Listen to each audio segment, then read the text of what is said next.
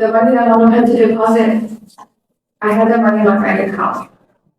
But since I was so mad that he didn't give me a gift,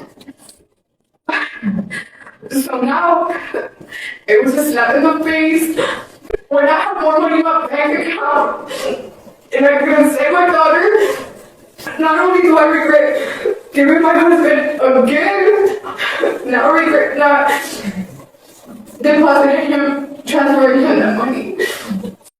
This is Arlene Alvarez, a 9-year-old girl who was unalived in the back seat of her father's pickup truck. While her father was driving, her mother was in the passenger seat, and they were heading to the bank so that her father could deposit his day's pay. This is Tony Earls Jr., the man who was found guilty of manslaughter for Arlene's death and is now spending 20 years of his life in prison.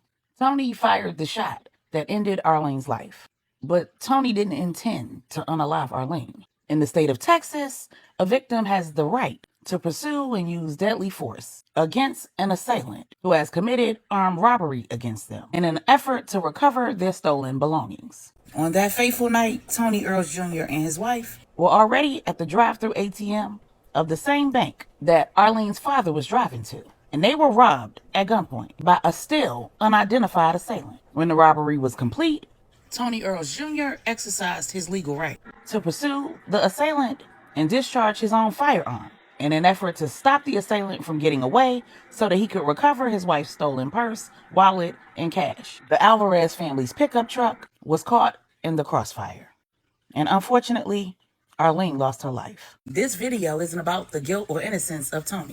A jury of 12 already found him guilty of manslaughter. Whether you agree with how he decided to handle the situation or not, the facts and the law say that the person who initiated the felony crime of armed robbery is responsible for any death that occurs in connection with that crime.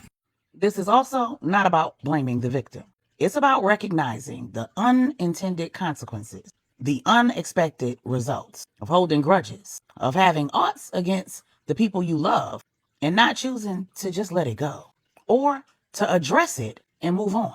In Arlene's mother's testimony, she addressed the events that led to her and her family being at that bank. There's a reason why there are so many scriptures where God addresses offense and forgiveness. It's not just about your spiritual life.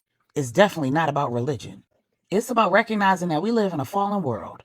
Evil is all around us. And if we don't choose to release people from the captivity of our anger, disappointment, or other negative emotions, and instead choose to get them back, stick it to them, match energy, we create a perfect environment for the enemy and all of his minions to take advantage of our failure to heed those biblical warnings. The Bible says, woe to the offender and the offended. It says that if you have an ought with your brother, you should take it to him for resolution. It says to forgive 70 times 7.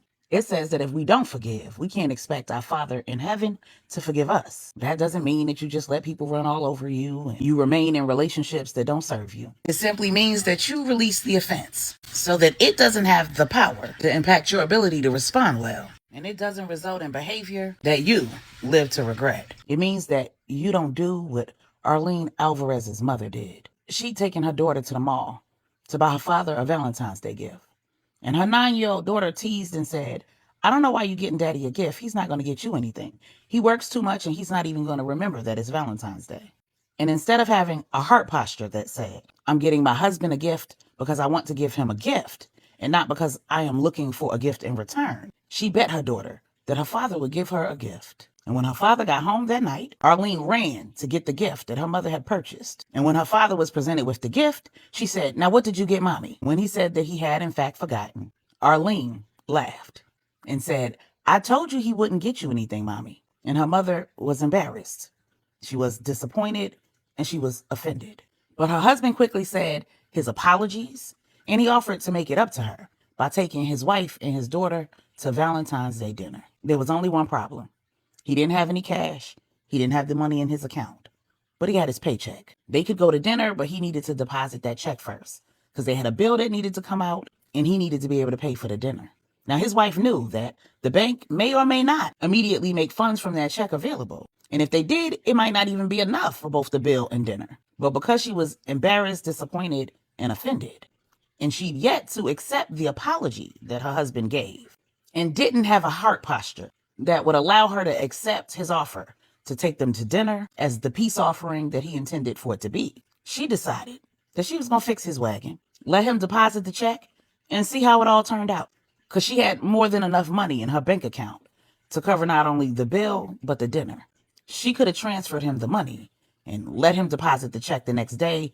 When it cleared, he could have reimbursed her. But from her own words on that stand, she said that she didn't do it because she was mad. Her daughter's death is absolutely not her fault, but their pickup truck wouldn't have been anywhere near that bank had she decided to just release the offense. If she would have used that as an opportunity to be a demonstration of God's love, his grace, and his mercy, and to teach her daughter that holding grudges just steals your joy. The next time somebody does something that offends you, ask yourself if the unintended, unexpected consequences associated with your reaction resulted in an innocent person's death. Would it be worth it to you? Would your actions be in line with God's commandments? Would you be operating within the bounds of the purpose for which you were created? And would you be honoring the relationship that you have with that individual? We all fall short. Let he without sin. Would you want them to handle you that way? Treat others as you would have them. And do you want God to handle your transgressions the way you handle others? Forgive us of our transgressions or in other words, the same way that we forgive those who transgress against us. Please understand, I am absolutely not sitting in the seat of judgment against Arlene's mother. I am sure that we have all been there. We've all been in a relationship and had someone disappoint us. Friendship, romantic, family. We've shown someone a kindness and had them repay us in dust. We've also been reluctant to accept their peace offering. Pride, ego, and all the other things that make us human often get in the way of us showing up as our best selves. None of us is or will be perfect, but we should all be striving to be better. And unfortunate tragedies like the death of Arlene Alvarez provide us with the opportunity to learn and to choose better.